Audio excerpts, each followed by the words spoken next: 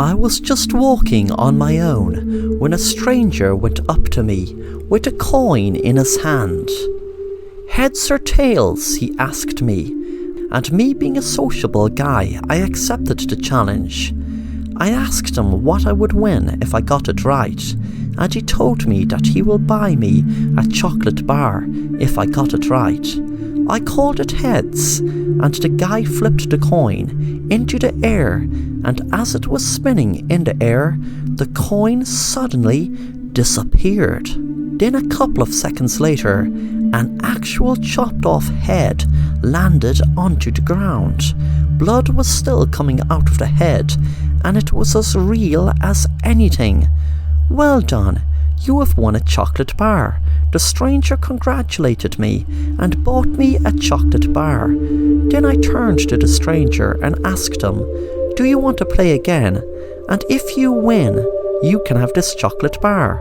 He replied positively, and he said, "I'm calling tails." And this time I flicked another coin, which belonged to this guy, and I saw it spinning up in the air.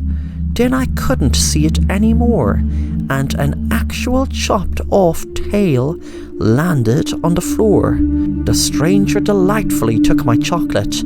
I just couldn't believe it, that a real bloodied animal tail fell to the ground. A week passed by, and I couldn't stop thinking about that guy until I saw him on my road asking people if they wanted to play heads or tails. But he was getting rejected. I ran up to him and I wanted to play again. All the coins he had in his pocket were normal currency coins in England. The prize this time was actual money, £100 to be precise. He flicked the coin up in the air, and we both stared at it spinning through the air. I called heads, and the other guy called tails, and as usual the coin disappeared. Then an actual chopped off bloody head fell to the ground. Not just any chopped off head, but my father's head. I could hear my mother screaming through the house, and the other guy was just congratulating me and gave me £100. I have no idea how to properly explain any of this.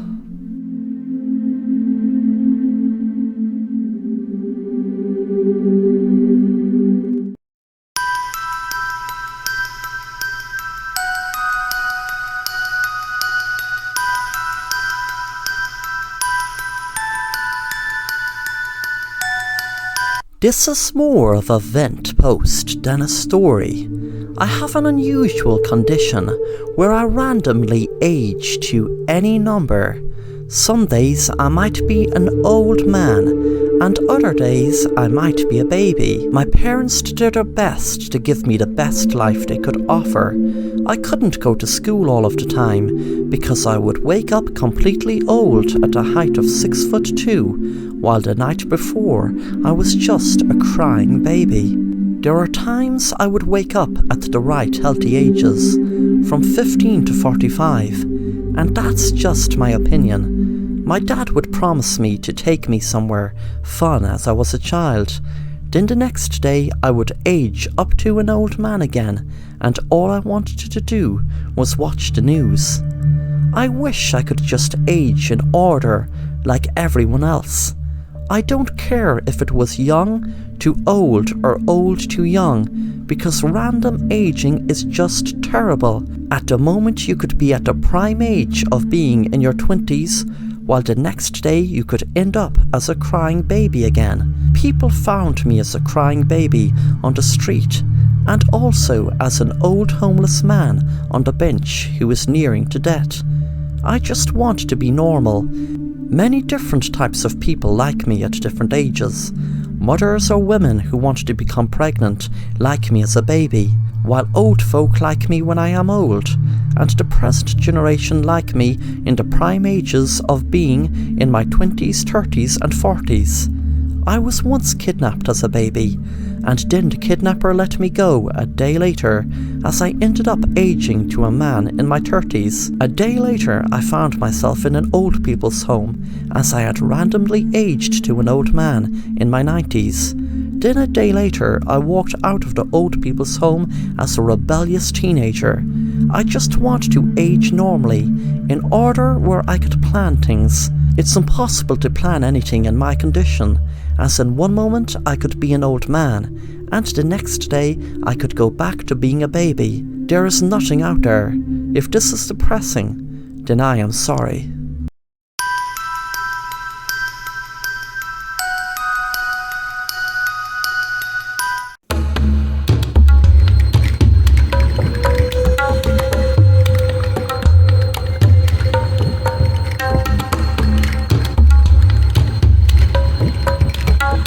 My name is Stephanie.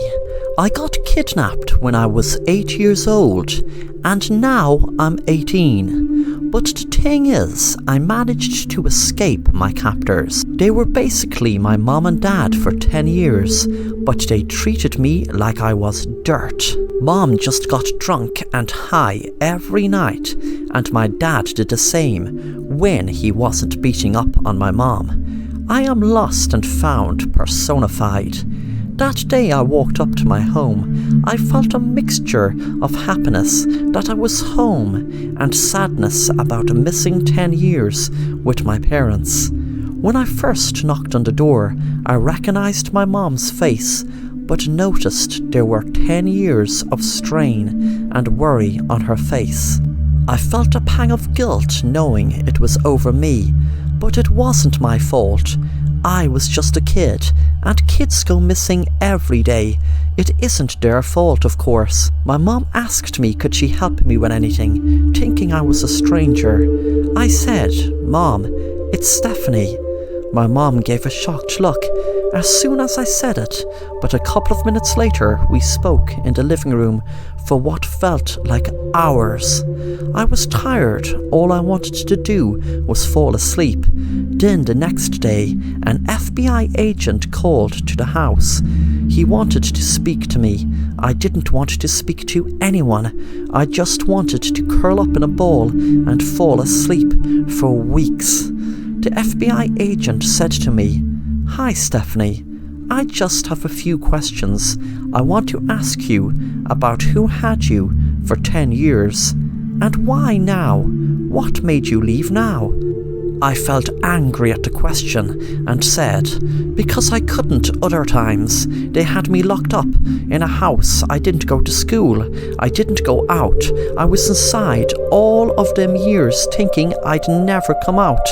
When I came out, I felt like the sunlight was going to blind me, as I wasn't used to the sun. They kept me in a room with boards on it. I could watch TV. I read my dad's books. That's why I could read, because that's the only schooling I ever had in the 10 years. The FBI agent stopped me and asked, "Your dad?" I said, "That creep who kidnapped me. He asked me to call him Dad." The agent then said, "Was there a woman with your dad who kidnapped you? And had they any other kids of their own, or like in your case, had been kidnapped?" I said no, I just remember a man and a woman kidnapped me when I was 8 and told me to call them Mom and Dad. The agent said to me in a way I knew he was trying to make me feel like he was my friend. "Okay, Stephanie, I know this is very hard for you, and I know you must be so tired from all you went through, but could you please tell me about the day you were kidnapped? Try to include every detail, please." It was a Friday night. I know because the man who told me to call him Dad kept shouting about his high school football team winning. Before you ask me their name, I forget, but I just know that it was a Friday night lights and all. I was coming home from my friend Lucy's house. It was about 5 p.m, and a man pulled up in a car and told me that my mom, my real mom, asked him to pick me up. I found it strange knowing I just lived 10 minutes down the road.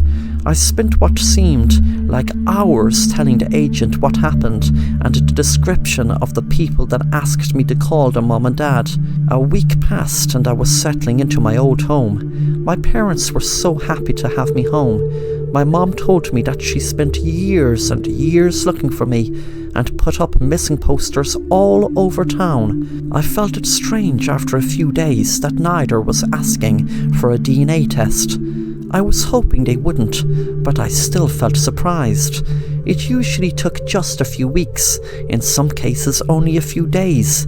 I had to up and leave from pretending to be a family's long lost daughter, and then up and leaving before that damn DNA test ruined it. That day I left, there was no man that asked me to call me dad. When I was 8, I just had enough of the teachers and social workers trying to tell me I was crazy for attacking the damn kids in school. They were so annoying anyway. They made me so angry I bit them. It was when I ran away and did what I did I could really express my emotions, but no one would accept them. It's not that I was able to stay around any family long enough for them to even notice my odd behaviour. I used to check out social media pages and missing children sites and get all the information I needed to pretend to some grieving parents I was their long lost daughter. If only they didn't bother with that damn DNA test, then I wouldn't have had to run away. I would have given them hope, and hope is good, right? There's nothing wrong with hope. But one night I was down in the woods, and there was this guy I was making out with. It was a perfect chance for me to indulge in my favourite pastime, so I bit him in his neck and tasted his blood. As I was sucking his blood, I could see the new man I chose to pretend was my dad standing in front of me. He wasn't shocked, he just stared right at me. I was wondering, what the hell is he not shocked at me biting into a guy's neck and sucking his blood? Then he said, "You should really hide your diary better. I read all about what you do to poor families pretending you're their daughter. But I have some good news for you. You think you're lying to us, but of all the odds you chose us. You did. And Stephanie, you thought you were lying to us, like all those other parents. But Stephanie, you're not lying. This time I am so happy to tell you, you are my daughter. You're home, Stephanie. I knew I didn't need a DNA test, because you see, I am like you. I am a vampire."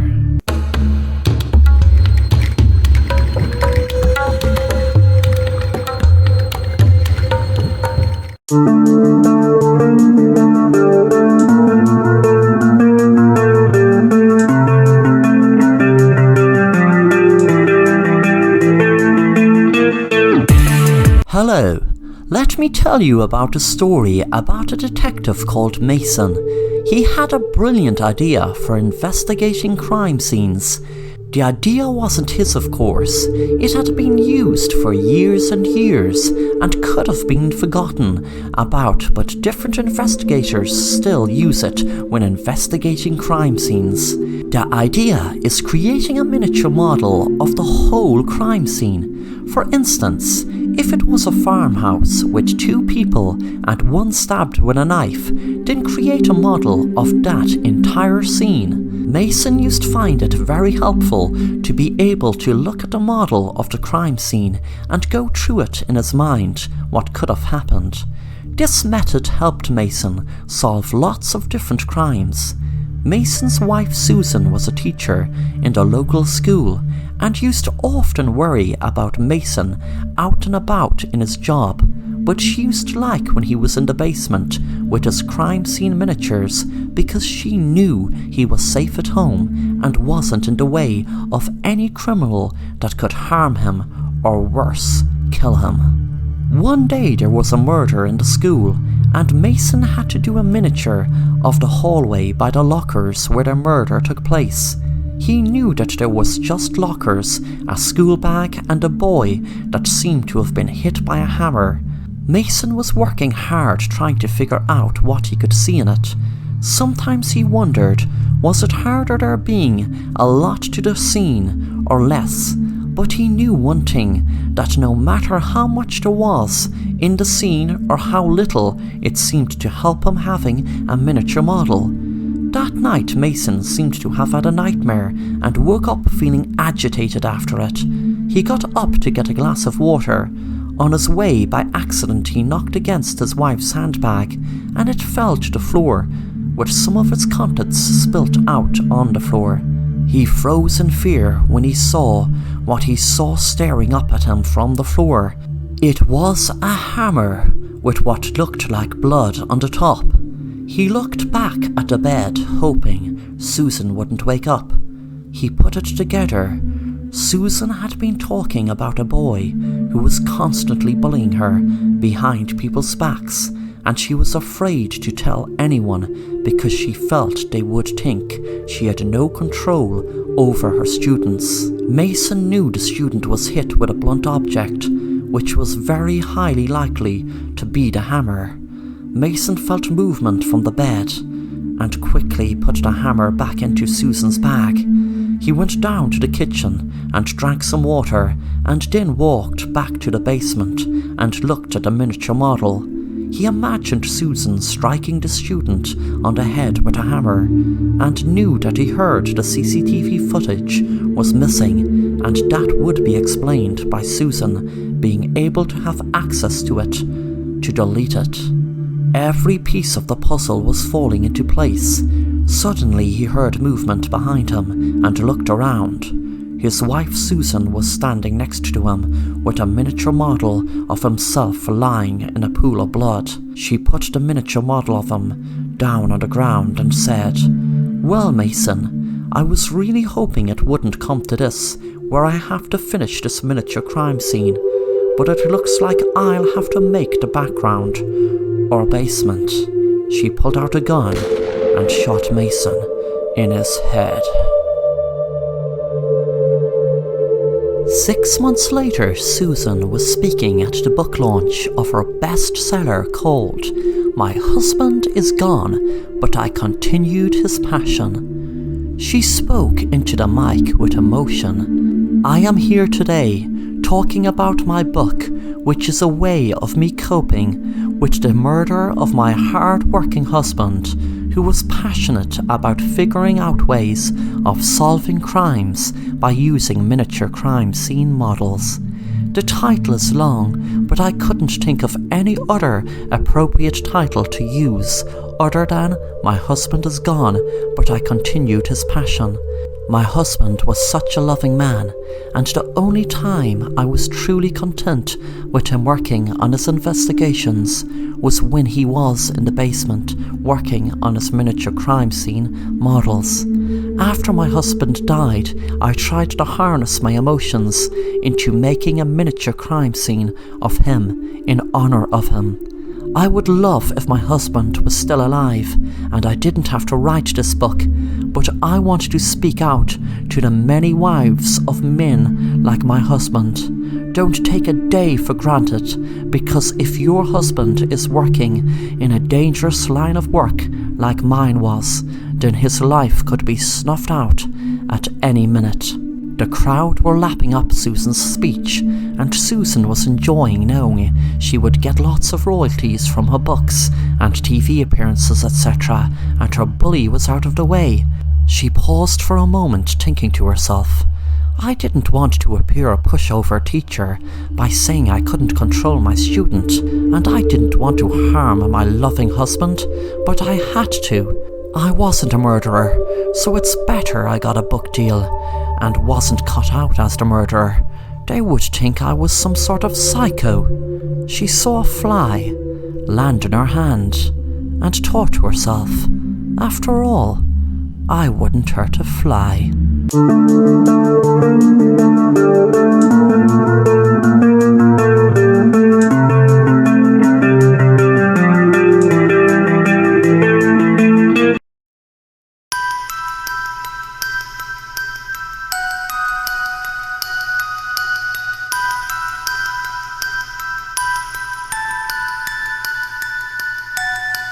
The relationship between me and my wife had turned strange a couple of weeks ago, and I am not sure what happened exactly. A month and a half ago, my wife came screaming into the living room, shoving a picture into my face. She kept on shouting, "Who is this younger woman you were with?" And I calmly told her that the younger woman was her. She then looked at the picture and realised that it was her when she was in her early 20s.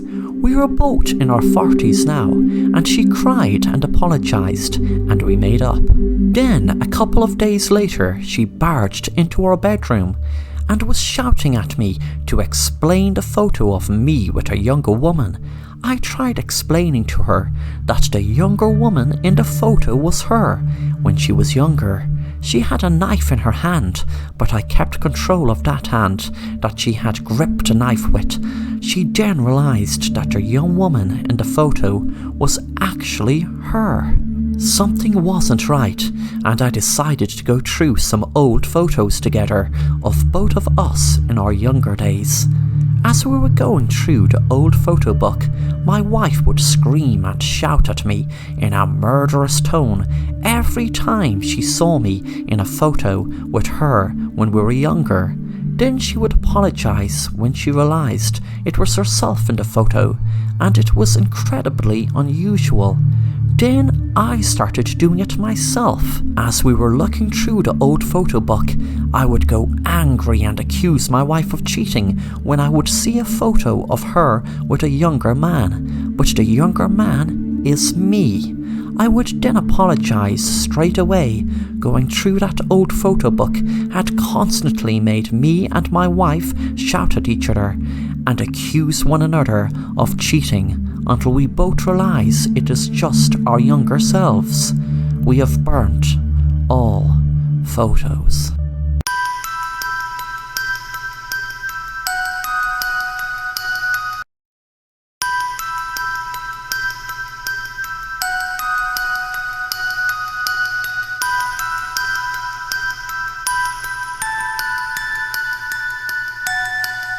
Barry woke up in a room with no memory of how he got there.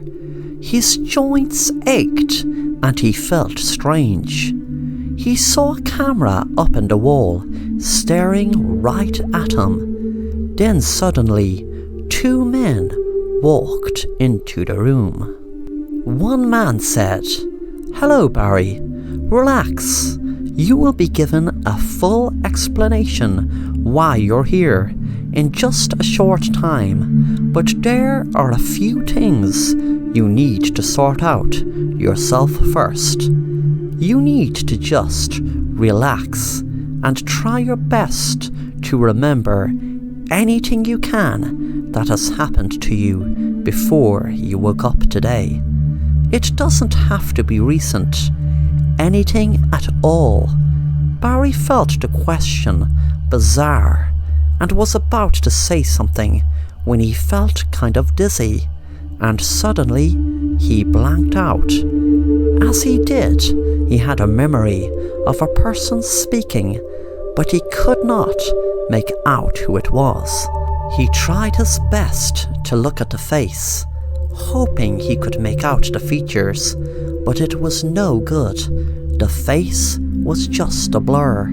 When he snapped out of his daze, the man spoke to him again. "Did you remember anything, Barry? It is very, very important that you remember anything at all before we fill you in." Barry said, "What am I doing in this room? Who are ye? What do ye want with me?"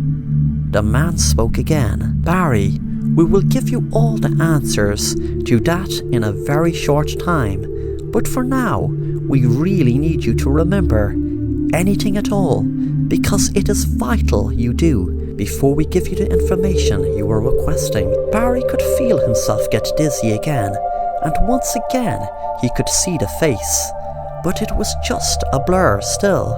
He wondered who the person was, knowing that's probably what the weird man is asking him. Who is that person that is so blurry to him? It was driving him crazy. When he snapped out of his daydream again, the man asked, "Do you remember anything, Barry? What is it you see when you black out?" Barry said, "I see a face, but it's a blur. I can't make out who it is." The other man spoke this time. "You're doing great, Barry, but before we tell you what is happening, you need to see that face. You're not ready to hear the truth until you do." Suddenly Barry blacked out again, and he could see a person walking towards him, but the person was still a blur, until suddenly the blur became clear, and he was looking at the face, and realized he was looking at himself. He said to the men, "It's me. That person who was a blur is me." The man said, "That's good, Barry. You're in a good state when you realize that is you. Barry, you paid a large amount of money in the year 2020 to a secret government organization to do to you what is happening right now. And I have all the paperwork to show you that you've given your full consent. You will get a shock when I'm about to tell you what I'm about to tell you, but believe me, we are only doing what you paid for. The year is 2220. You were 200 years into the future from when you were frozen, and the information was passed down generations to you beyond frozen in the year 2220. Barry, you nearly didn't make it, but the problem is, Barry, no one else has except us and maybe 100 more. The world experienced an apocalypse after World War III happened just a few months after you were frozen in the year 2020. We had this bunker specially built, and the elite in the government survived also. The world is no longer like it was, Barry. We had to start again. I am sorry you woke up to a world like this. They didn't get frozen, Barry. You are the only one who did get frozen. That's the one thing I was trying to figure out. But the other survivors, well, they were the elite. The big, huge government officials, the president, and everyone else. They had their doomsday bunkers. They were the lucky ones. But even with that, there are now only about just over 100 of us left. This world is in ruins. This world is no way anywhere near the world I read about in history like it was before World War III started. 10 minutes later, Barry exited the bunker to see what the world looked like, and what he saw was a city in wreck and ruin. Suddenly he had another blackout. He could see himself talking to an elderly man. The man spoke. "I will do this for you, Barry, as I don't have much time to live with my crippling disease. Once you're in the bunker and safe and frozen, I will detonate the biggest nuclear missile this world has ever seen." Barry suddenly snapped out of his flashback. The man was standing next to him. This city you were looking at was built about 195 years ago. There were about 10,000 survivors in the bunkers then, just after World War III ended. But unfortunately, not many are left, and unfortunately, people aren't in a rush to bring new life into this world. Would you blame them? By the way, Barry, what made you decide you wanted to get frozen until the year 2220? Barry couldn't tell the real answer, so just said, "I can't remember."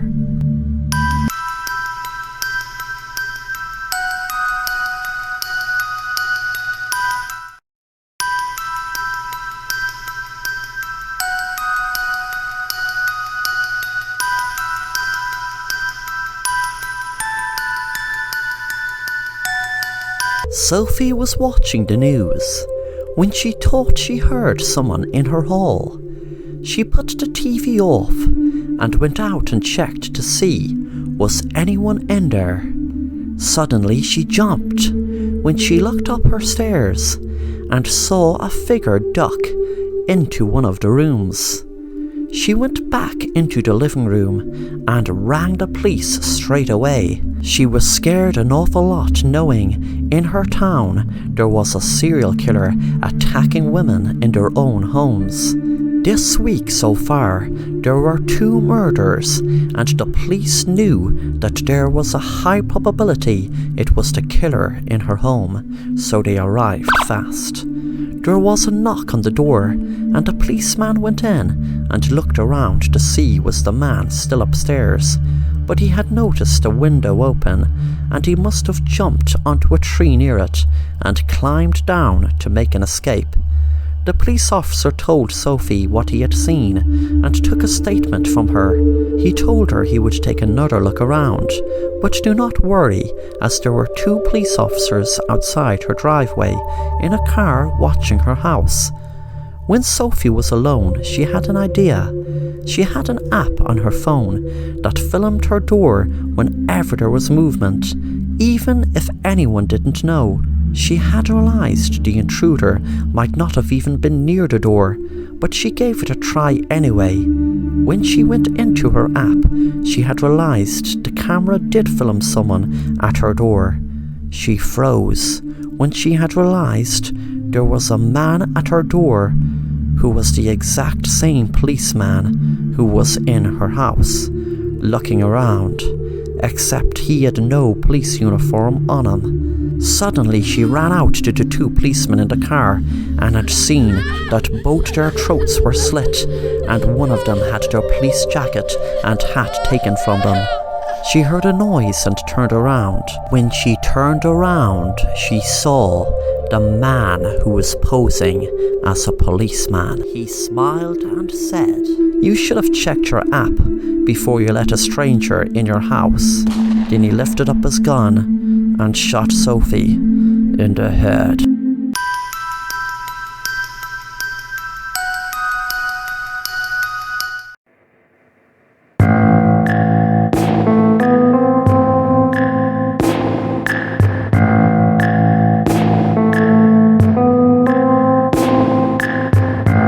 Sam was on social media for a few years now, but didn't get half of the views he would have liked. He decided to hatch a plan to gain loads of followers and viewers. His plan consisted of him driving a taxi that he usually does, but something different for a live stream. He rigged the taxi with lots of cameras to film his customers. He had something very different planned for them. That difference was that he would have a needle in the back seat full of poison, and each customer who gets in would be killed from the poison going into their back. The needle tips were spread all over the back, so no matter where they would sit, they would get jabbed. He murdered about 10 people when his live stream went up to about 100,000 views. The local sheriff of Sam's town got tipped off after the 5th person was killed, so he was tracking the car by people giving tips of what was in the background of the live stream, giving away where it was originating from, even though Sam was constantly on the move apart from stopping for customers. The viewers helping the police eventually knew Sam seemed to be driving to his house. A while later there was a SWAT team outside Sam's house, and they knew from the live stream he was in the garage. He could see he was holding a gun up to people, and the SWAT team broke the garage door down and shouted, "Stop!" Sam jumped with fright, and one of the police officers' guns went off and shot Sam between the eyes. Then 10 of his victims came out shouting and screaming. The detective was relieved the poison in the needle didn't kill them, but must have just put them to sleep. Then things got worse than he could ever have imagined. when one of the people said, "Oh my God, why did you shoot Sam? We are all actors. This has all been a stunt. None of us were killed. Those needles were just rubber. They weren't real needles. We were just helping Sam stage a fake, crazy live stream of him killing people." The sheriff checked Sam's pulse. He was dead, and they realized he was guilty of staging a fake mass murder spree.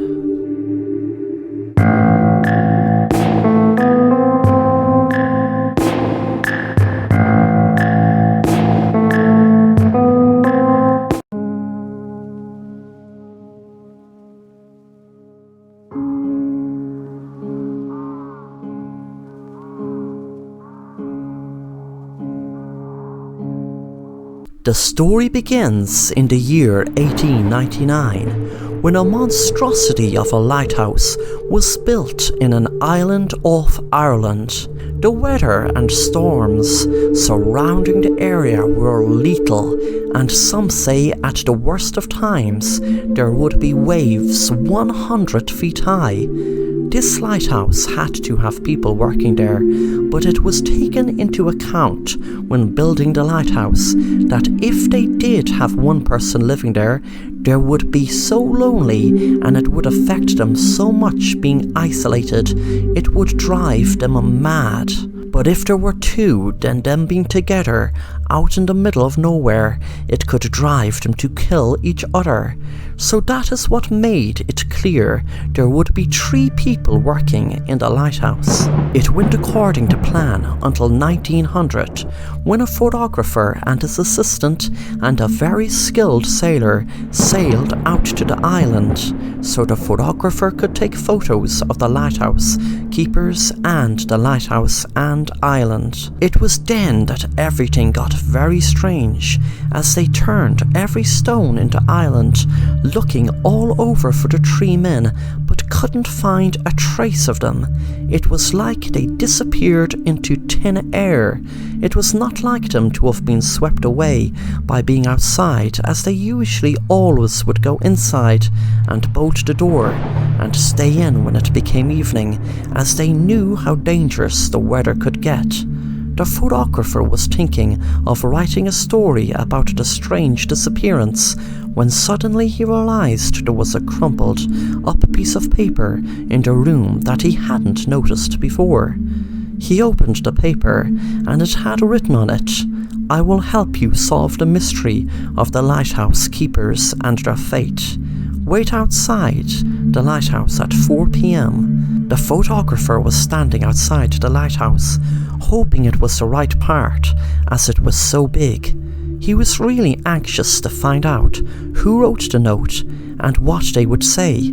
There was no one on the island when they went looking, and they looked everywhere.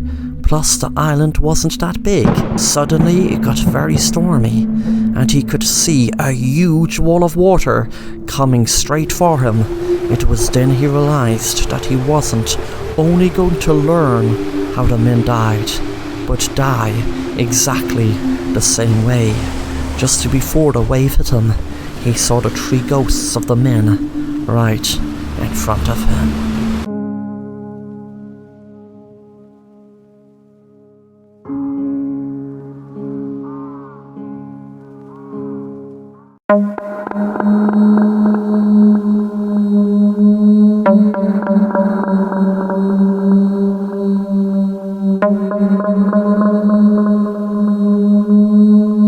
Jack was a criminal into all sorts of criminal activity.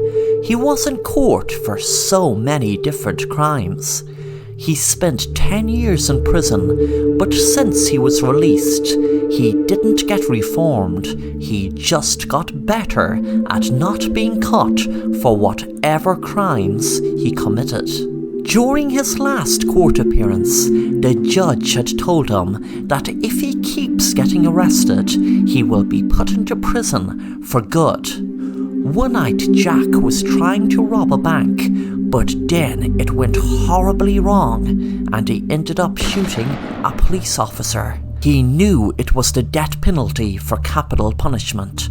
While he was waiting on death row, there were several groups against the death penalty and wanting to ban it outright. He sat in prison writing and writing about his feelings, trying to pass the time. He had no access to the internet or newspapers, but still found out about the groups that were pushing for the death penalty to be banned. It was a prison warden on death row told him the first day it was finalized he would not be getting the death penalty. He would not be sentenced to death. He was relieved, but then felt even sicker, knowing he would be locked up in a prison for years and years until he finally died. He wondered how he would stay sane. To his surprise, one day, a man in a suit opened his cell and said to him, "Hello, Jack. My name is Terry. I am the head of New Beginnings. I am the leader of the group that has successfully banned the death penalty. You are the first person we are trying the alternate punishment out on. You just need to go through a quick operation and then you are free to go out into the outside world." Jack couldn't believe his ears and knew there must have been a catch. The next day he was lying in a room with doctors all around him, and when he woke up, the doctor said, "Hi Jack, your procedure is done and you are free to go." Jack asked what was the catch, and they told him, "You will see, but don't worry Jack, you won't be hurt and you won't ever get locked up again." When Jack left the room, none of the officers acknowledged him or said goodbye or good luck. When he was walking down the street, no one acknowledged him. It wasn't until he tried to make a phone call from when he was home he found something strange. No matter what number he rang or text he tried writing, nothing happened. He knocked at his friend's door. There was no answer. Suddenly his friend's car pulled up in his driveway, and Jack said, "They set me free," but his friend didn't seem to hear him. He didn't see him. And then he knew the new punishment for him not getting the death penalty was being immortal, invisible, and alone, with no chance of lifting an object to let anyone know he was there. He knew he was immortal because there was a voice inside his head told him. But that voice told him that now that he knows he will be alone, it also told him no matter what he lifts, he will think he lifted it. He will think he opened doors. He will think he threw glasses if that's what he done. But to anyone else, there will be no one or nothing there. Jack would be invisible, alone, and immortal.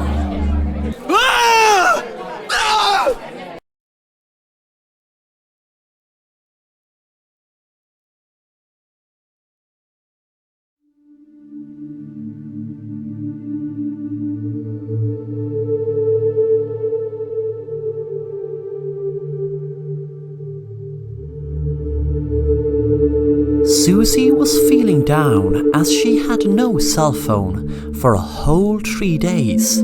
That might not be a long time to most people, but to Susie it felt like a whole month. She missed being able to scroll down news feeds and swiping through pics, etc. on social media. She knew it would take her a long time to save up for a new phone, so she decided to go into the local pawn shop to see could she pick up a second-hand one. She settled on a cool new-looking phone and paid her money and walked home. She couldn't wait till she got home to check it out, so she turned her phone on and was surprised a logo popped up on the screen right away. It was a circle with W in it. She just assumed it was some sort of app, so she clicked on it. That night she was sitting down watching TV, enjoying a good thriller movie, when her phone screen lit up. She checked to see what the notification was. She dropped her phone from her hand when she saw what she couldn't understand.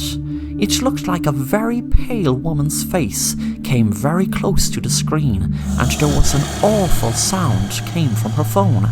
She put the phone down again and continued to watch the movie. Suddenly it lit up again. This time she was hesitant in looking to see what it was. But when she did, the W logo popped up on the screen again. She tried to go into it, but when she did, it said, "We are currently in private beta. Please enter password if you have one." I realized by looking at the top of the screen, it was an app called Whoop. I checked the Google store to see was the app there, but there was no sign of it. I was going to go back to watching the movie, but I decided to Google Whoop app. I was shocked when I read what came up. It said, Whoop is a musical and social media app that was under development. The creator, Sarah Bell, and sole owner, was violently killed on Friday night while going for what seemed like her nightly walk. No suspects are being questioned at the moment, and there is no motive. The homicide is still under investigation. What I saw underneath the article sent shivers up my spine. It was a photo of a woman that looked exactly like the woman that popped up on my screen earlier. I went into her photo gallery and panicked when I saw many photos of the woman who was murdered. I turned off the phone, wondering what was happening and what exactly was that short little video I saw. I knew it was her, but was it actually a video of her being murdered? And why did it pop up in the phone when I didn't even touch it? I jumped in my seat when I saw my phone light up again. I panicked big time this time, knowing I had just turned the phone off. I was reluctant picking up the phone, but when I did, the words, "Be careful," were on the screen. Then as soon as I saw them, they had disappeared. I heard a noise at the door and thought it was my mind playing tricks on me until I heard footsteps. I knew now there was someone in my house with me. I felt a freezing shiver run up my spine, and a lightheadedness with a mixture of fear and panic consume me. Suddenly a figure appeared in my room.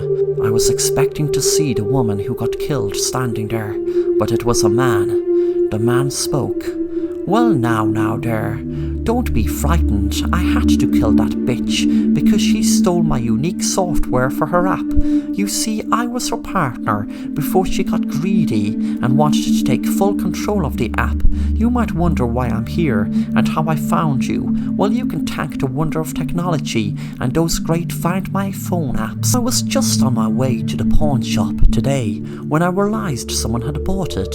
It made things so much more awkward for me, knowing that I will have to kill another person this time, a person I don't even know, to retrieve the phone. You know that if they got this phone, well then they would get me as the killer. You might ask why I didn't take the phone with me that night. Would you believe I took her damn wallet thinking it was her phone? But then again, maybe that made the cops think it was some random robbery. I froze in fear, wondering what he was going to do to me. Suddenly the phone made a sound, as if I got a new message. Then the screen burst into pieces, and a piece of glass stuck in the man's eye. Blood came squirting out. Then a hand came out of the screen and choked him to death.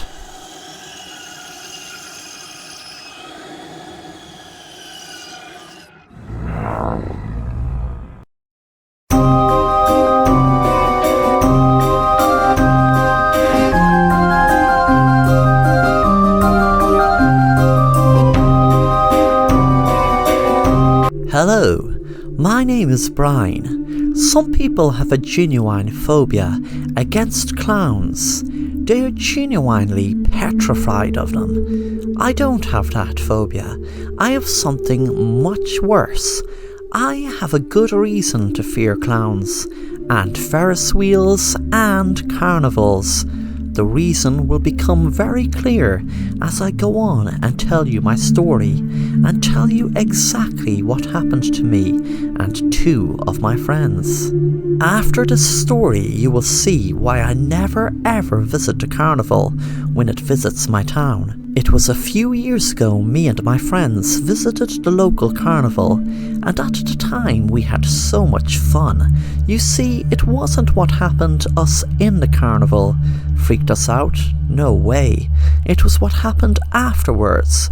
We were eating popcorn, we went on the Ferris wheel and laughed so much at the silly clown who was extra funny. But that night when I got home, I was tired and went straight to bed.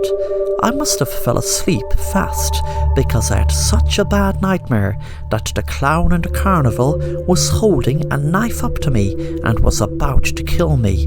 There was all weird stuff happening in the nightmare.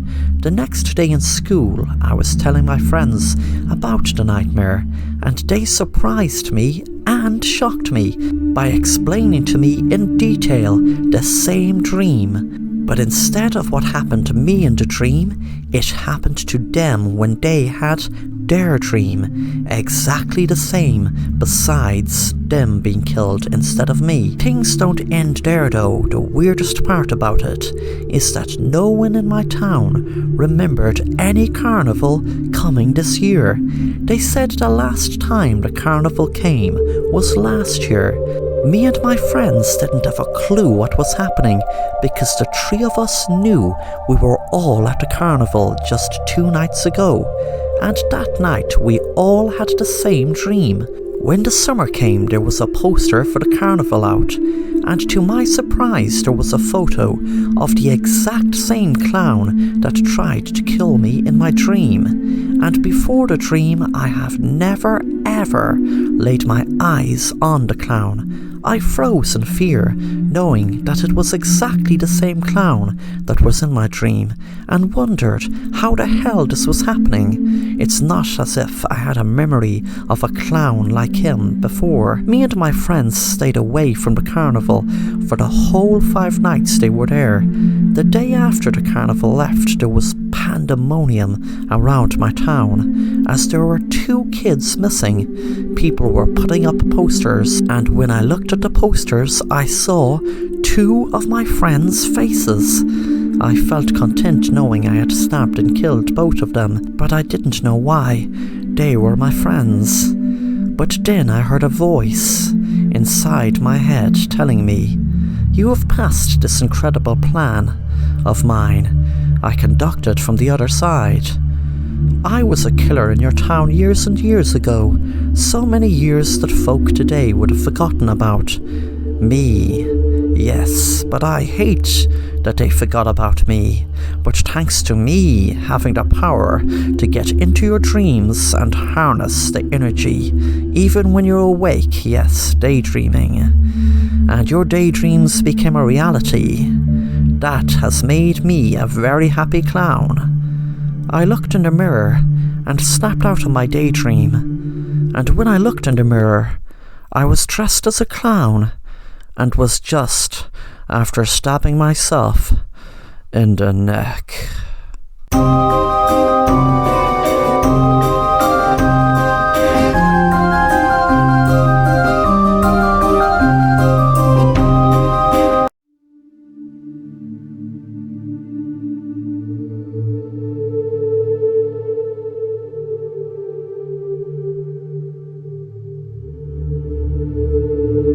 My wife and I bought a house that was quite cheap for the area, and that was 2 years ago.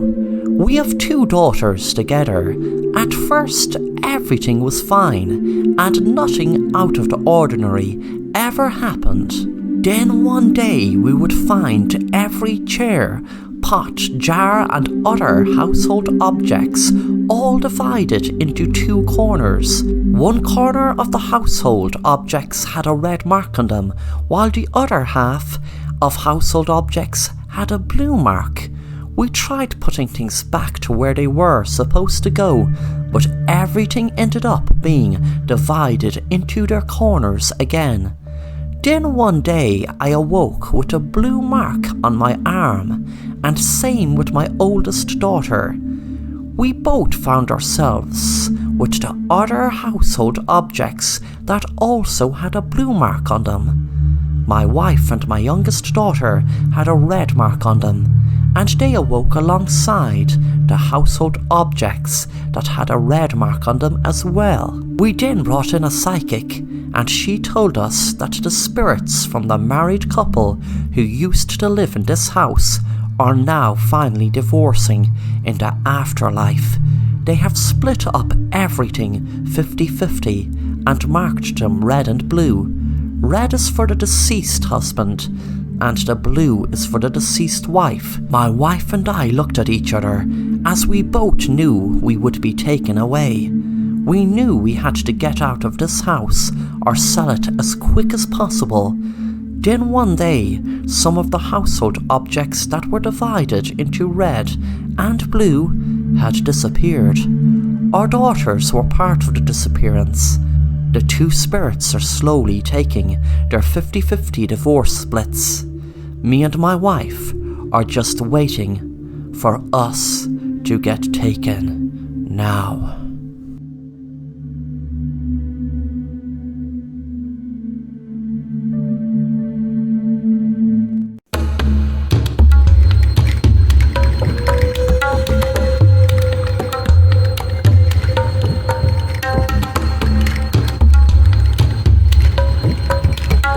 Tracy was very upset after her husband went missing 20 years ago. Her husband Barry was only 30 when he disappeared. Tracy still used to sit crying, looking through photo albums of better times. She used to find it hard to look at photos of her and her husband, but she wanted to keep his memory alive. Tracy tried different techniques to contact her husband. She visited a psychic and even had a seance, but nothing worked. Lately, she had a huge urge to dig a hole in her garden at a particular spot. She went out one day into the spot where she had the urge to dig and began digging. She didn't know where she was getting her energy from, but she kept on digging and digging and digging. It eventually got too dark, so she had to call it a day.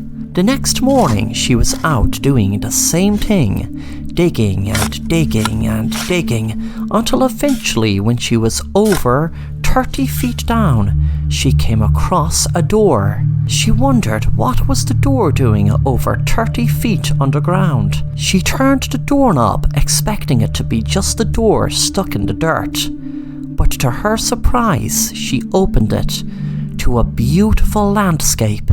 She thought she was dreaming. Then a man that looked familiar stood in front of her and said, "You bitch." Tracy couldn't believe her eyes, but knew that the man standing next to her was her husband Barry, who would now be 50. Then suddenly Tracy woke up, thinking what a strange dream. The first thing she'd done, even though she knew it was a dream, was go out to the garden where she dug the huge hole in the dream. Of course there was no hole, but she thought of something. What if she dug a little? Not 30 feet, but just a little. She had the urge to dig, and she knew she was awake this time. A few minutes later she began digging. She hit something hard and got a start. She bent down on her knees and took away dirt, revealing a hand. Then it all came back to her, guessing the dream had unopened the repressed memory of her killing and burying her husband.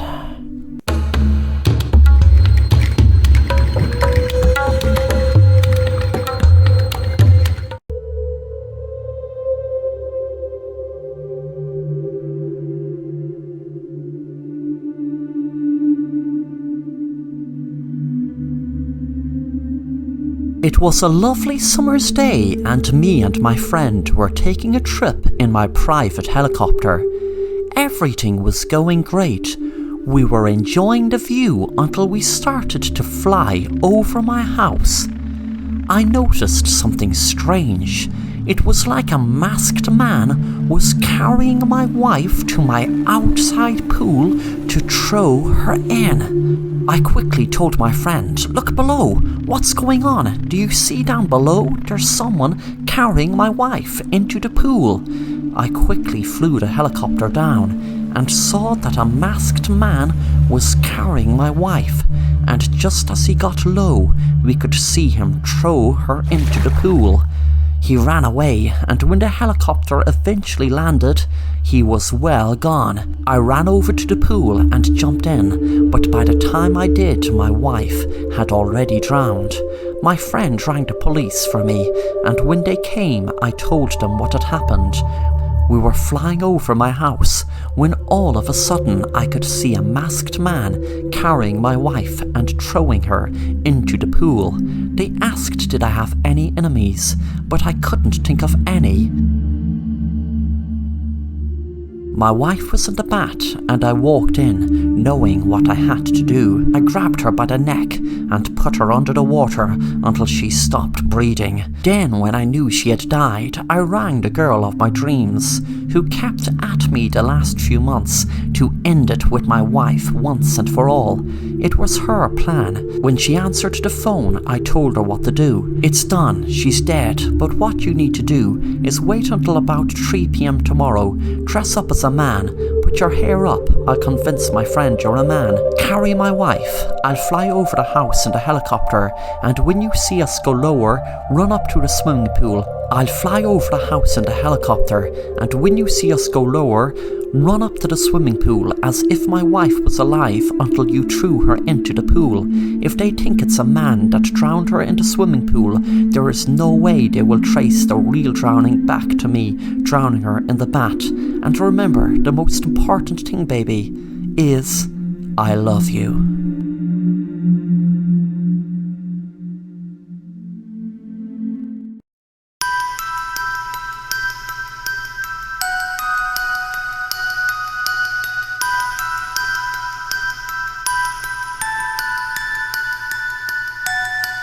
Jeff was a very nice guy who wouldn't harm a fly, but one day he met a psychopath who offered him 1 million if he wouldn't kill his own twin within 3 days of an experiment. Jeff laughed at the idea, knowing he would never ever harm his twin, as he was the only person he truly cared about in the whole wide world. Jeff's parents unfortunately died in a car crash 5 years ago. Jeff also needed the money to pay off his mortgage and other bills he had outstanding, so the idea of being offered 1 million for not killing his own twin was too good to be true. Jeff even told his twin Darren about the idea, and Darren said, "Go for it." Jeff knew in his right mind he wouldn't kill his twin, but he feared they would drug him or something to drive him crazy, and he took every precaution his twin would be safe, and then he would collect his million and they both would forget about their crazy plan. The first day the experiment started, Jeff was put into a white room. There was no chair or table or anything else, just a plain white room. After a while, Jeff felt dizzy and faint without any food, and the whiteness drove him crazy. Eventually he tried to lie down to get some sleep, but as soon as he did, loud music came into the room. He didn't even have a clue where the music was coming from, as he saw no speakers. The next day he woke up, and one of the walls was replaced with a huge mirror, so he could see himself in the mirror. He stared at himself and realized how tired he looked. When he went to sleep, he slept sound until he woke up. Darren's voice filled the room through the hidden speakers. "Well done, Jeff. You are doing great. This is day 3. You've just a few hours before you collect your million. Good luck." Suddenly more loud music filled the room, and this time it seemed to be so loud he was wondering why the mirror didn't crack. Suddenly it stopped, and Darren's voice filled the room again. "Okay, Jeff, you're doing extremely good, but you might wonder why the mirror didn't crack. That is because it was reinforced, bulletproof glass that wasn't affected by the noise. But there will be a gun appear on the ground just now. You just need to make 10 different movements in the mirror and then shoot your reflection. Then you are free to go. Also, don't be surprised when the glass breaks, as the bulletproof cover to the mirror was lifted, so it's just an ordinary mirror now." Jeff made 10 different movements and lifted the gun and shot the glass. He then froze when he realized on the other side of the glass, his reflection wasn't him standing holding a gun. It was him lying down dead on the ground. Darren walked into view and said, "Well now, Jeff, I guess you won't be getting your 1 million. You see, I told a little white lie. Maybe, I'm not sure, or was it I left out some very important detail concerning you? That mirror was a mirror, yes, and you were looking at your reflection. But when I had lifted the bulletproof shield, it was the mirror that lifted. What you were looking at, making those 10 movements, that you thought was a reflection of you, was really your twin. He had no idea what I said to you, but my twin Jason was telling him that if he copied every move you did in sync with you in the next 10 movements, you will be out of here. And you see, he didn't realize I meant you'd be out of here dead. I'm sorry, Jeff, I can't have you walking out here alive and blabbing all about my little experiment. But before I kill you, didn't I tell you I'd make you kill your own twin within 3 days?" Then Darren lifted the gun and shot Jeff in his head.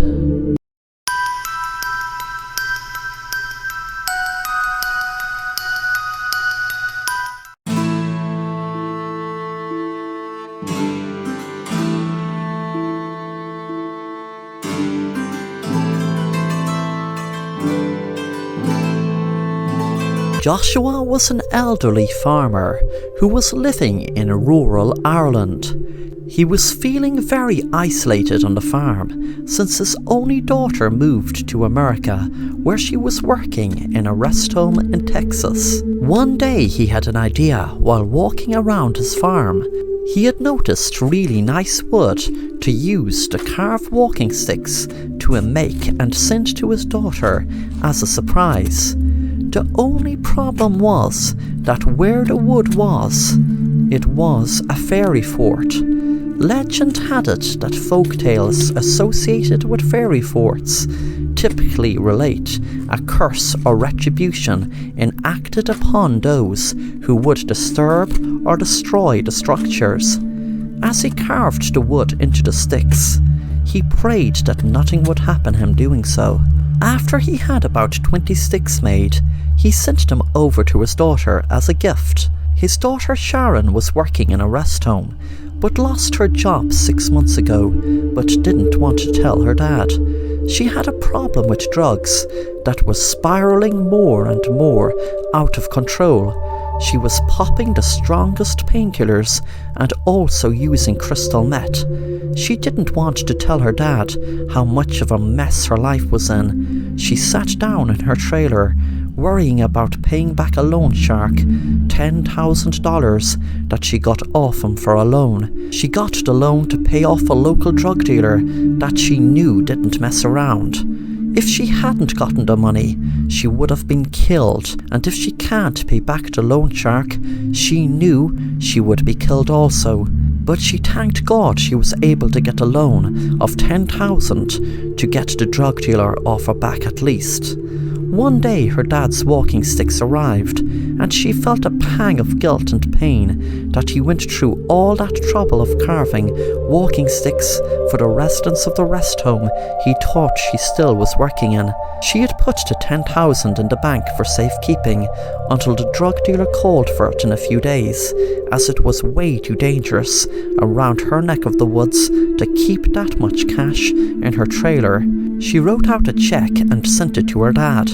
Her dad was delighted to cash the check for $10,000. He rang her to thank her, and she froze and then said, "Dad, I am so sorry, that check was meant to have been for $10, not 10,000. Then the man that was looking at Joshua counting the money behind him ran up and hit him in the head and grabbed his wallet. He saw him put all the money in. That night the drug dealer arrived, and Susan told him the story.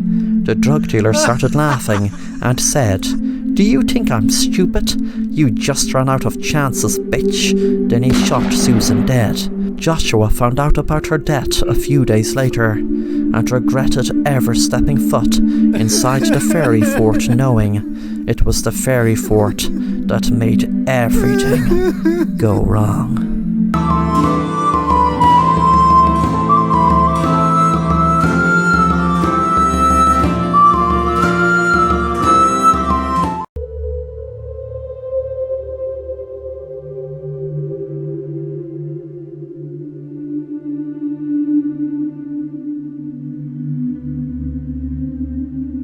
Me and my husband were driving one night.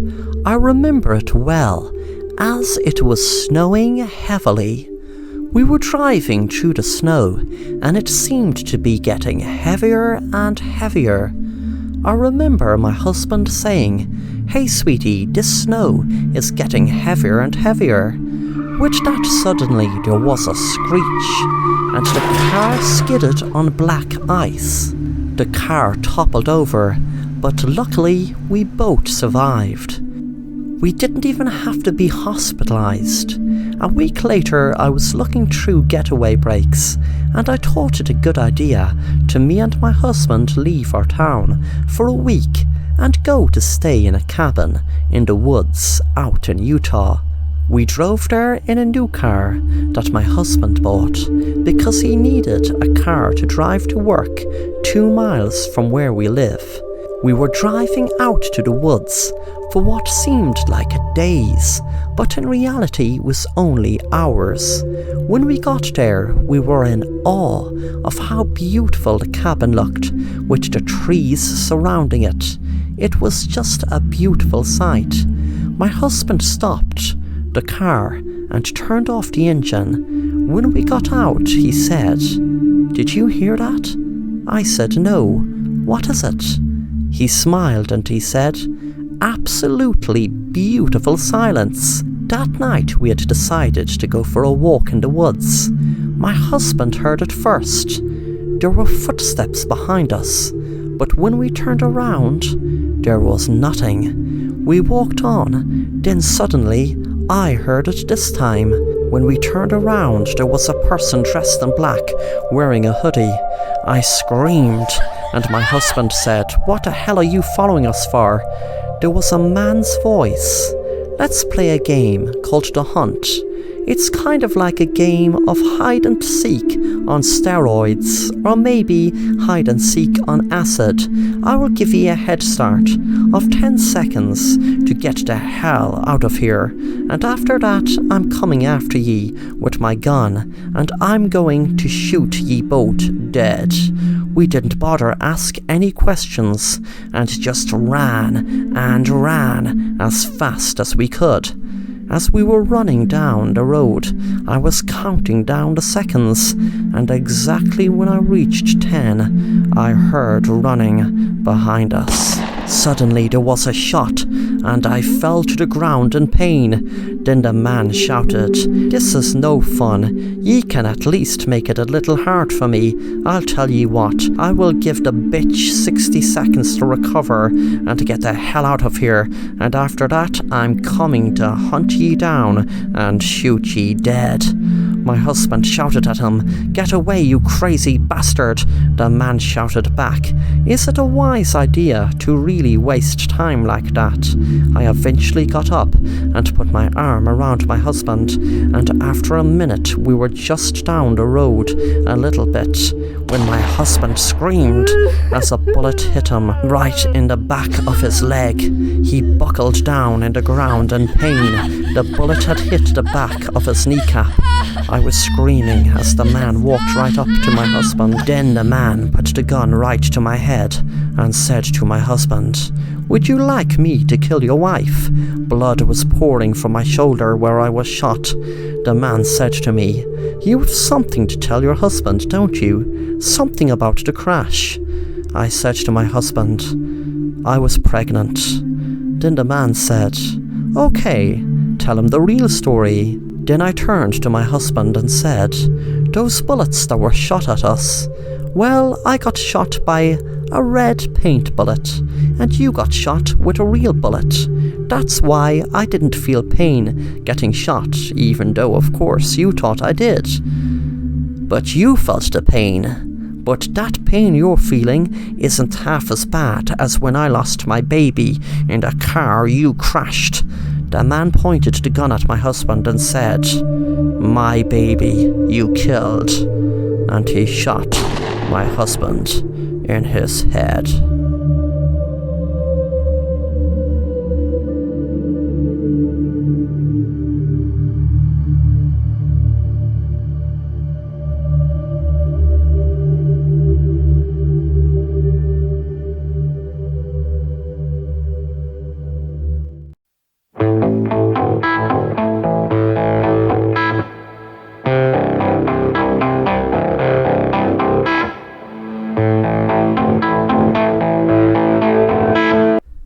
It was a summer's night in a downtown theatre that 5 people were alone together in the theatre.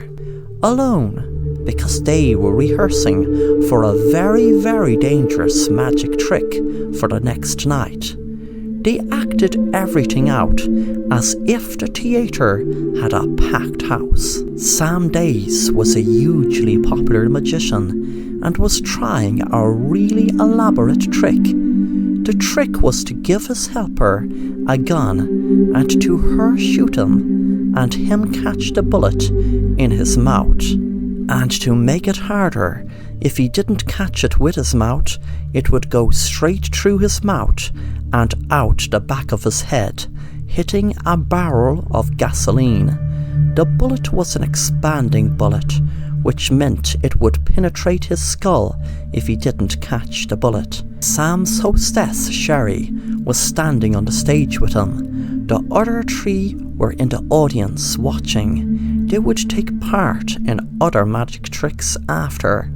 Sam walked on the stage and said, "Hello, ladies and gentlemen. I want to welcome you all to the wonderful world of magic. I am your host, Sam, and this is my beautiful helper, Sherry. For my first trick, tonight I am going to do a very, very dangerous trick. It is so dangerous that there have been several people killed from attempting it. I am going to put a twist to it even. I have a barrel full of gasoline put behind me, and Sherry is going to shoot me with a special bullet that expands. So if I don't catch this bullet with my mouth, it will be game over for me, and, well, you all better run for the hills, because it will go right through the barrel and cause a mighty big explosion. So, I'll just get on with the act, shall I?" Sam smiled and gave a gun to Sherry and walked back to stand in front of the barrel. Sam said, "Ready when you are?" Sherry held up the gun and pulled the trigger. The bullet went through the air and everyone gasped when Sam couldn't catch the bullet and the barrel went up in flames. They all looked shocked with horror as Sam burned with it. Suddenly, before anyone could call the police, there was another gunshot. and Sherry fell to the floor as someone had just shot her. Jack was sitting down waiting for his call and noticed Ginny and Patrick, the remaining 2 people, were gone. He knew there were just 5 of them in the theatre as they locked the door after entering, which meant the killer had to be either Ginny or Patrick, the only 2 remaining besides himself. Suddenly there was a noise behind him, and he jumped up from his seat. It was Ginny and Patrick. Patrick said, "What in the name of God is there a fire for?" Jack was so shocked he had forgotten all about the fire. Patrick ran up on the stage and fetched the fire hose to put the fire out. He had just seen Sherry lying down on the ground dead and screamed but ran over to put the fire out still. Jack said to Ginny, "Which one of ye killed Sherry? What the hell is happening?" Ginny said, "Sherry is dead. What the hell happened, Jack?" Jack said, "This is madness. I'm calling the police." He picked out his phone to call the police. He told them what had happened and to come fast. After a few minutes, finally Patrick had the fire put out and saw the burnt body of Sam. He walked down to where Ginny and Jack were sitting. Jack said to Patrick, "Where the hell were you? It could have been only either 2 of ye, the killer." Patrick said, "Are you crazy? None of us killed anyone. There must be someone else in here." 10 minutes had passed, and the police hadn't arrived. Jack got up to walk up and down the theatre. Ginny whispered to Patrick, "Something isn't right. I don't think he rang the police." Suddenly there was a shot, and Ginny screamed as Patrick was shot in the head. Ginny looked around, terrified, when she saw Jack run up to her and shout, "What did you do?" Ginny shouted, "I didn't do anything. It was you who shot him." The police suddenly arrived, and Ginny told them everything that happened and about Jack shooting him. She didn't see him shoot him, but it had to be him. There was no one else in the theatre. Jack was arrested, and after some investigation and speaking with the theatre's owner, they learned that the owner's jewellery worth $10 million had been stolen from his safe, which was opened with his key.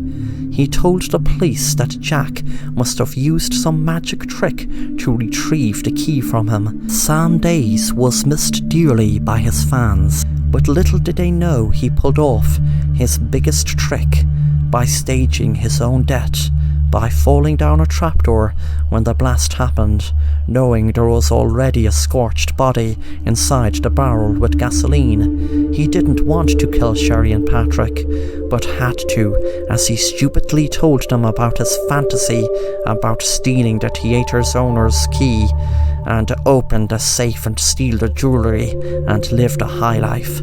He knew if he hadn't killed them, they would tell the police, and plus he knew now that Jack got all the blame, which suited him fine, as that sneaky Jack had tried to constantly best him in magic tricks, but now he won't ever be able to best him. Sam smiled, lying on a beach, knowing he finally pulled off his best magic trick, the ultimate disappearing act, his fake death.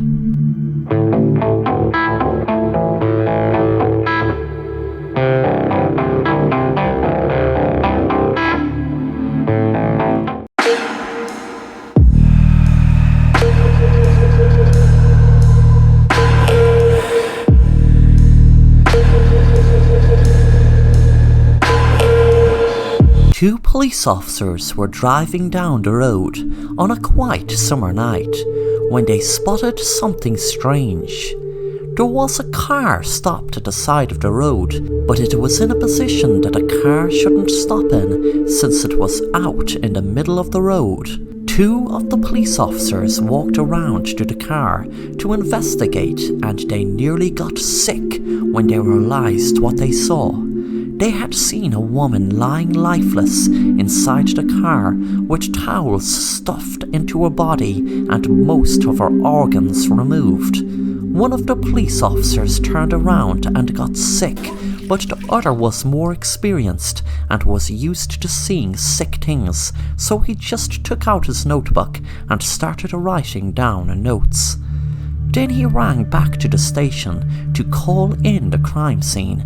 The police officers wondered what type of sick person could do that to anyone. They wondered, was it some dark ritual or even a sacrifice taking the baby out of the body, because there were really strange stories around the town for years and years of witchcraft rituals in the woods, and this road was by the woods. When they went back to investigate more looking into the car, they felt a strange presence, and when they looked back into the back seat, they froze in fear of what they saw. They turned around and saw a baby stare at them, and not cry or whimper, but they still knew the baby was alive. They couldn't comprehend how the baby got into the car, and also wondered how the baby could have survived being taken out of the mother's body. The two officers seemed to be in a daze. When they took the baby out of the car, one of the officers realized there was a newspaper article stuck in the baby's hand. It was as if the baby was clutching onto it for dear life.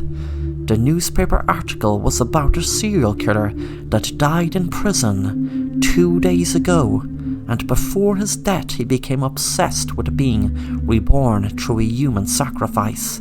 It sounded sick, so he didn't read on. One of the officers had a crazy idea he didn't tell anyone, but since he had the opportunity he went ahead with it, and knew people in the right places, so he got someone to run a DNA test on the baby. A shiver ran up his spine when he realized a hit came up on file, which was the same match as the murderer who wrote the notes about being reborn through a human sacrifice.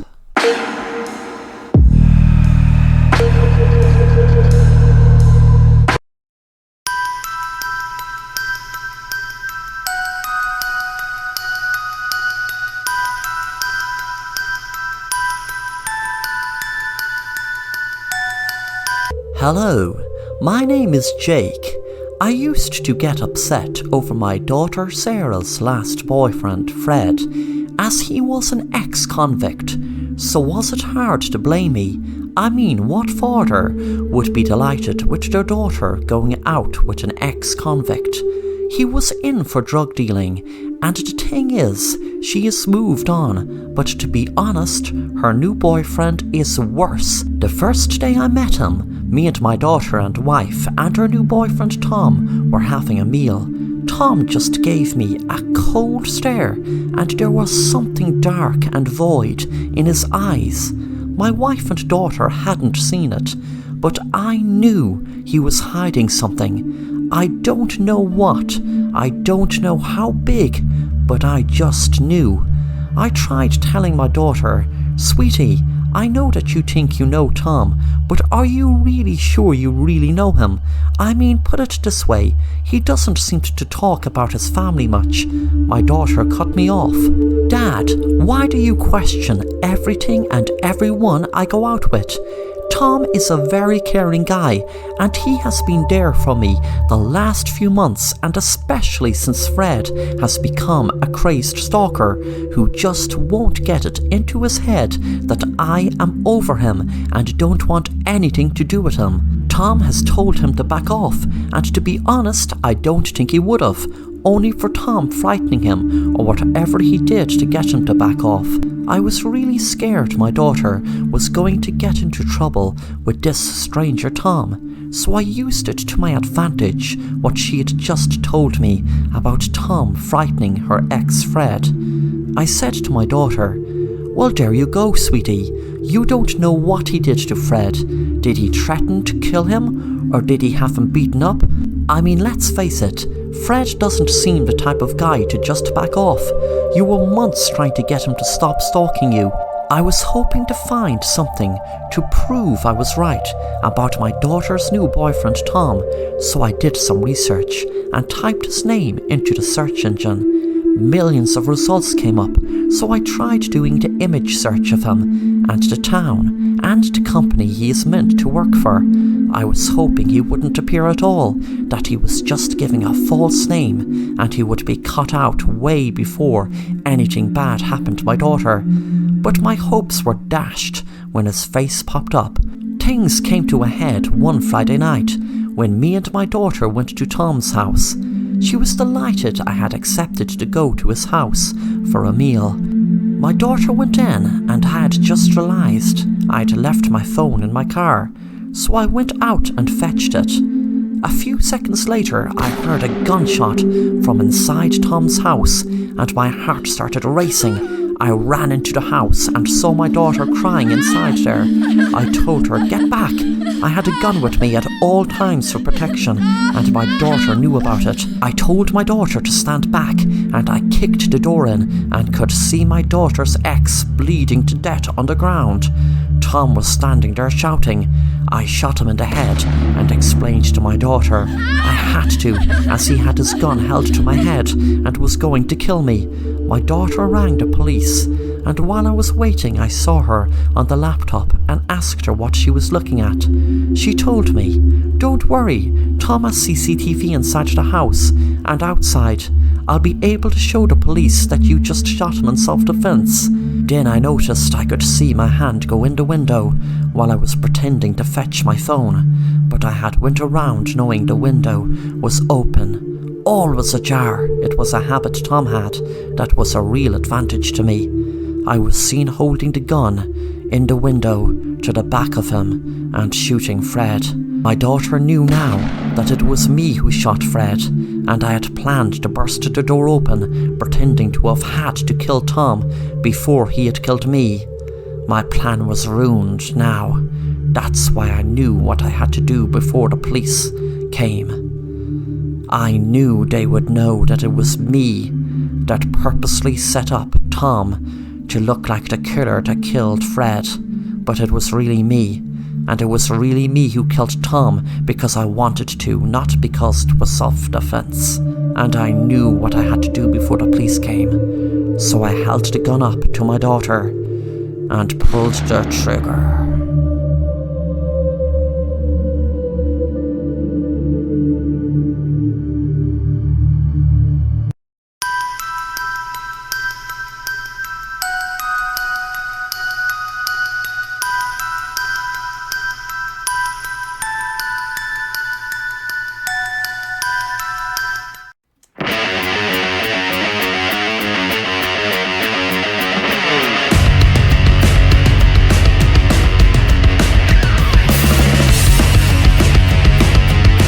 Jake was watching TV, and there was a program on about a hiking trail he always wanted to do.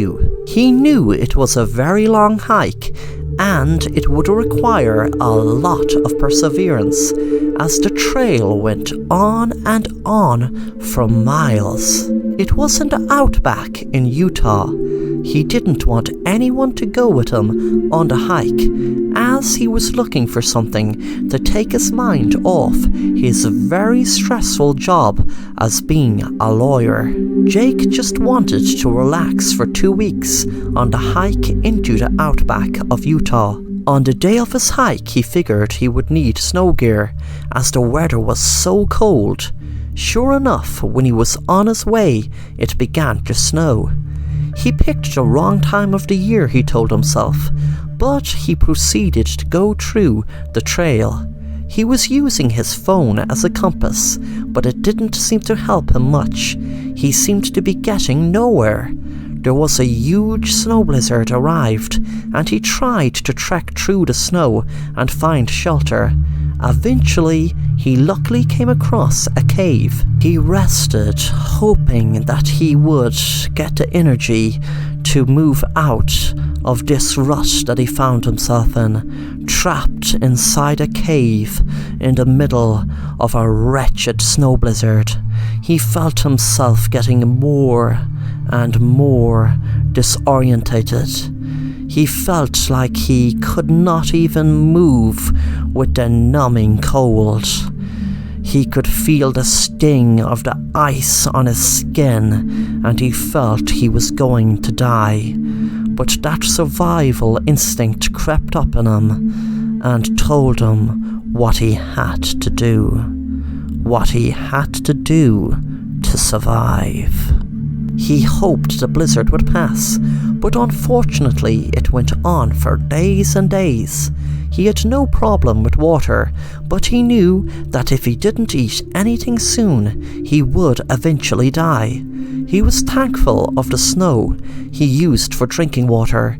He felt weak and looked down at his pants, knowing there would be a lot of meat on his leg. He knew what he had to do to survive, so he took a large knife from his bag and proceeded to cut parts of his leg off to eat. He died faster than he would have if he starved, as he bled to death in the freezing snow.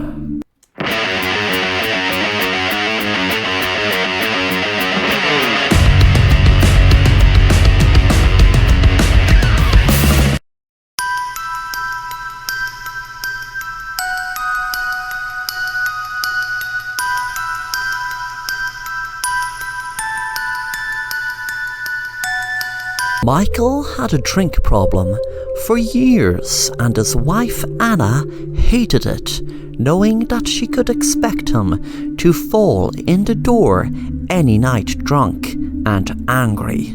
She tried her best to get him off the drink by calling different experts in dealing with drink problems, and he went to Alcoholics Anonymous.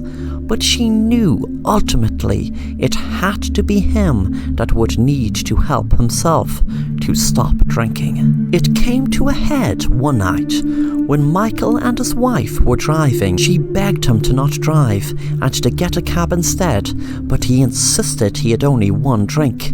As they were driving down a quiet country road, the car swerved, but not soon enough before they hit a young girl. Michael and Anna were terrified, and Anna shouted at him to call the cops, but Michael pleaded with her not to and to just drive home. It played in her mind every single day and every single night, just leaving the poor little girl on the road. She wondered, did she die instantly, or was she in pain beforehand? When she watched it on the news, she made up her mind that if Michael took one more drink, she would leave him. So she gave him the ultimatum that if he drank again, she would be gone. She knew that would be his worst nightmare, because as much of a drink problem he had, she knew he loved her more than anything. Months passed where he didn't have a drink, not around her anyway, and she expected he couldn't have been drinking behind her back because she would notice him more spirited than usual. She never got over the hit and run that they never owned up to, but other than that, at least Michael was off the alcohol. One night she came home and jumped with fright when she saw Michael had fallen down the stairs, and was disappointed to see he had drank so much. There were empty beer and whiskey bottles scattered all over the floor, and alcohol all over him. She was so upset that he drank again, overdoing so well, but to make it worse, he had now died from falling down the stairs from being drunk. Suddenly Anna jumped when she saw a little girl stand in front of her, the same girl whom Michael ran over. She froze in fear, knowing she was staring at her ghost. How does it feel to have the ghost of your little girl come and kill you after knowing your husband still started drinking, even after killing me and promising you he wouldn't? Then she held up a knife and slit Anna's throat. Later that night, the little girl was writing in her diary, That stupid woman and man that killed my twin sister have paid a tiny price for killing my twin. I wanted that evil woman to think her husband had started drinking again just before she thought she was staring at the ghost of the girl her husband killed, and I kind of liked the idea of me putting all those tablets in his coffee to knock him out, then bang his head to kill him, and pouring the beer down the sink and putting that and whiskey around him to make it look like he was drunk and fell down the stairs. But as I said, that's a tiny price they paid for what they did.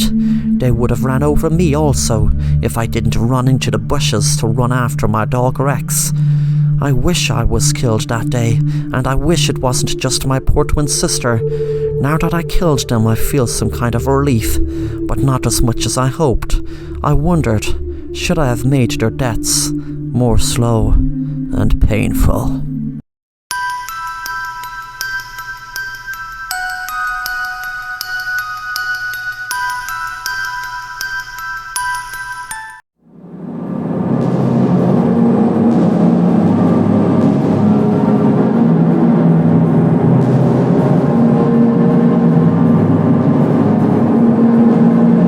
It was Valentine's Day, and I was looking forward to go out on a date with my girlfriend for months, but unfortunately it was a lockdown, so we couldn't go out to any restaurant or anything. My girlfriend lived with me, so at least we could cook something at home and have a nice romantic meal.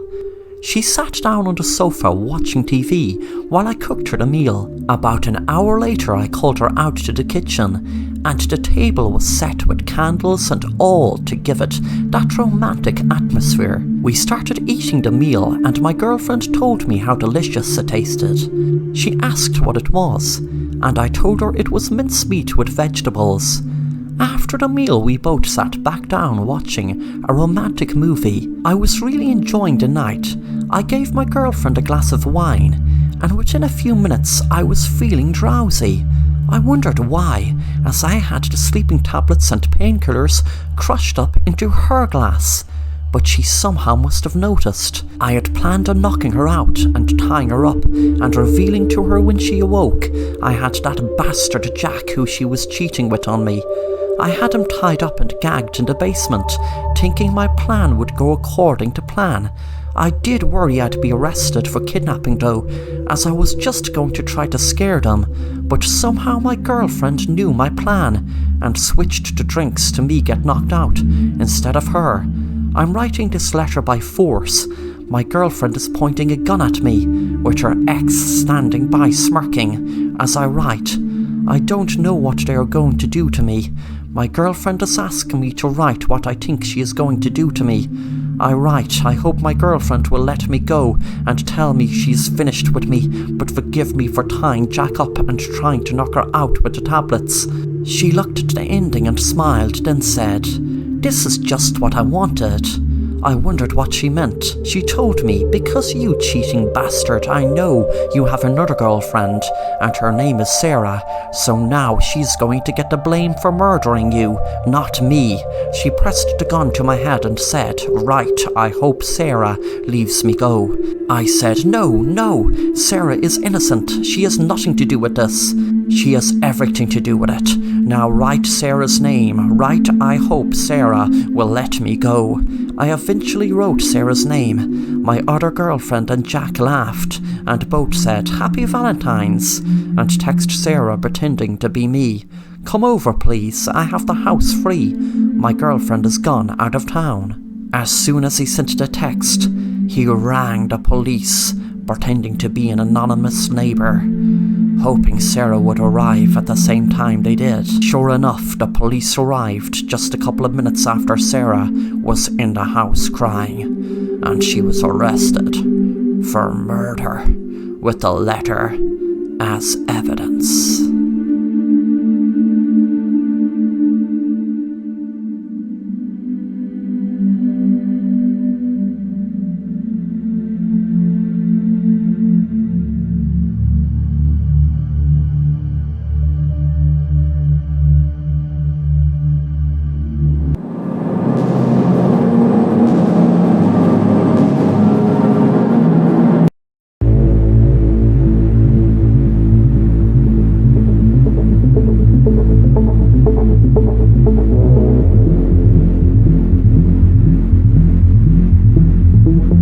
Who is Short Story 1? He is a horror writer who writes on horror subreddits on Reddit. His stories are vastly unique and sometimes don't even make sense.